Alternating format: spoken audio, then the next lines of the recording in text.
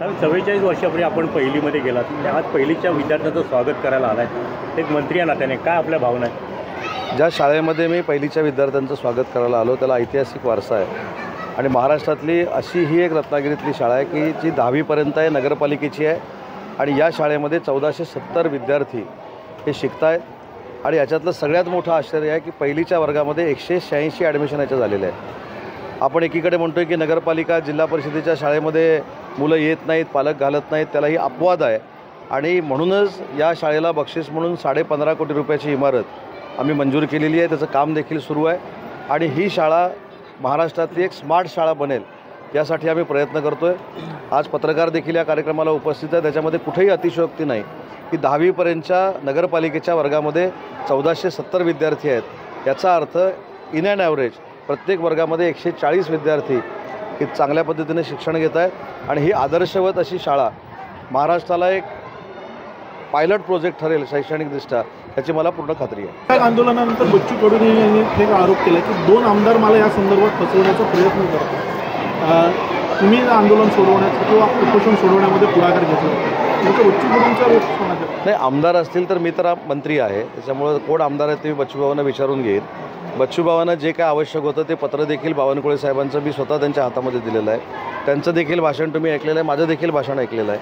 त्याच्यामध्ये 2 आमदार कोण आहेत ही माहिती मी बच्चूभावांकडनं नक्की घेईन. महसूल मंत्र्यांनी सुद्धा बच्चू कडूंचे आंदोलन मागे घेतलं, अशी काय जादू झाली की बच्चू कडूंचे? याच्यामध्ये जादू नाही, याच्यामध्ये संवाद आणि संपर्क महत्त्वाचा आहे. जो संपर्क माननीय मुख्यमंत्र्यांनी देखील केला होता आणि मुख्यमंत्री आणि विशेषतः उपमुख्यमंत्री एकनाथ शिंदेसाहेबांनी मला तिथं जायला सांगितलेलं होतं. माझी एकनाथ शिंदेसाहेबांबरोबर सविस्तर चर्चा झालेली होती. शिंदेसाहेबांची बच्चूभाऊंशी झालेली होती.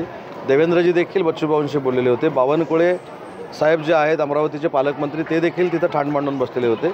आम्ही सगळ्यांनी सांघिकपणानं निर्णय घेऊन ते आंदोलन मागं घ्यायला लावलं. भरत शेठचे सगळे घोटाळे बाहेर काढणार हे म्हणणारे कोण आहे ते तुम्हाला देखील माहिती नाही, मला देखील माहिती आहे. मी त्यांच्या म्हणण्याची दखल घेऊन काही बोलणं हे योग्य नाही.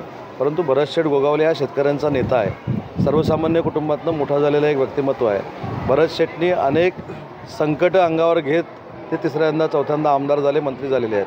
त्याच्यामुळे त्यांची बदनामी करण्याचा कोणी जरी प्रयत्न केला तर त्याच्यामध्ये त्यांना काही फरक पडणार नाही. पण महायुतीतल्या घटक पक्षांनी देखील म्हणजे आमच्या लोकांनी देखील समजून घेतलं पाहिजे आणि राष्ट्रवादी काँग्रेस पक्षाच्या लोकांनी देखील समजून घेतलं पाहिजे की आपली महायुती आहे आणि महायुतीला साजेसं असं काम झालं पाहिजे. महत्त्वाचं आहे की गिरगावमध्ये मेट्रोच्या जागी 5 फुटी खड्डा जो आहे तो पडलेला आहे आणि खाली मेट्रो जी आहे ती जाते आणि वरती खड्डा पडलेला आहे. तर या कामाच्या दर्जाबाबत देखील प्रश्नचिन्ह उपस्थित होत आहे. मला याची कल्पना नाही, पण अशा पद्धतीचं काही वस्तुस्थिती असेल तर त्याचे विभागाचे मंत्री देखील राज्याचे उपमुख्यमंत्री एकनाथ शिंदेसाहेब आहेत, ते वैयक्तिक त्याच्यामध्ये लक्ष घालतील, चौकशीचे आदेश देतील आणि नागरिकांना सर्वप्रथम नागरिकांना कुठं बाधा होणार नाही याची दक्षता आम्ही घेऊ आणि त्याच्यामध्ये जर भ्रष्टाचार झाला आहे असं कोणाची जर कल्पना असेल किंवा कोण म्हणणं असेल त्याची चौकशी करू. राजकोट किल्ल्यावरील जो पुतळा छत्रपती शिवाजी महाराजांचा होता त्या परिसरातील जे समुद्राच्या ठिकाणचा जो परिसर खचला होता त्यावरून संजय राऊत यांनी भ्रष्टाचाराचा देखील आरोप केला. भ्रष्टाचार झाला होता. मला असं वाटतं की आज लहान मुलांना स्वागत करण्याचा दिवस आहे आणि सगळे प्रश्न हे रोजचेच सकाळचे त्यांचे असतात, त्यांना आम्ही उत्तर देत असतो. त्याच्यामध्ये मला काही नाविन्यपूर्ण आहे असं वाटत नाही. आजचा दिवस नाविन्यपूर्ण आहे, तर त्या लहान मुलांच्या भवितव्यासाठी आपण चर्चा केली पाहिजे आणि त्यांचं हित आपण जोपासलं पाहिजे. निलेश सांबरेंसाठी रुग्णालयाचं उद्घाटन झालं तर सगळ्याच पक्षांनी ऑफर दिली होती, पण त्यांनी शिवसेनेवर जाण्याचा निर्णय घेतला. काय नेमकं त्यामागचं काय? नाही, ऑफर त्यांना सगळ्यांनीच दिलेली होती. ऑफर देण्यामागचं कारण देखील वेगवेगळी होती. व्यासपीठावर जे बसलेले होते त्यांचे देखील मनसुबे काही काही वेगळे होते. माझ्यापेक्षा तुम्हाला चांगलं माहिती आहे कोणाचे मनसुबे काय होते. परंतु एक चांगलं काम निलेश सांबरे करतायत, जनतेसाठी पुढे येऊन काम करतायत, त्याच्यामुळे त्यांना सपोर्ट करणं ही शिवसेना म्हणून आणि कार्यकर्ते म्हणून आमची जबाबदारी होती. म्हणूनच एकनाथ शिंदेसाहेब त्यांच्या उद्घाटनाच्या निमित्तानं आले होते. परंतु काही लोकांना व्यासपीठावर बघितल्यानंतर निलेश सांबरेंना स्वतःकडे घेण्यामध्ये कॉम्पिटिशन लागलं होतं आणि जी असंतुष्ट काही लोकं होती ती कदाचित व्यासपीठावर होती असतील, पण त्यांच्या शिवसेनेच्या प्रवेशानं ते नुसते आपटले नाही तर उताणी पडलेत व्यासपीठावरच्या.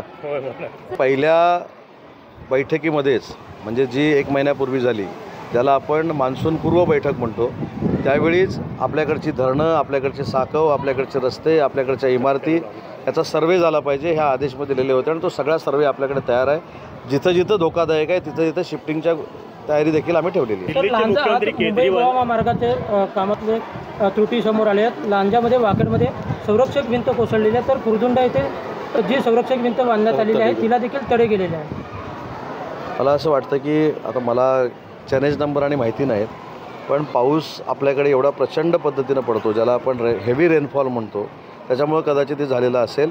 परंतु तुमच्या मनामध्ये काही भ्रष्टाचाराची किंवा निकृष्ट कामाची जर भावना असेल तर त्याची चौकशी करू, फक्त पुरावे द्या. टाइम्स डिजिटलला लाईक करा, शेअर करा, सबस्क्राईब करा आणि बेल आयकॉन दाबायला विसरू नका.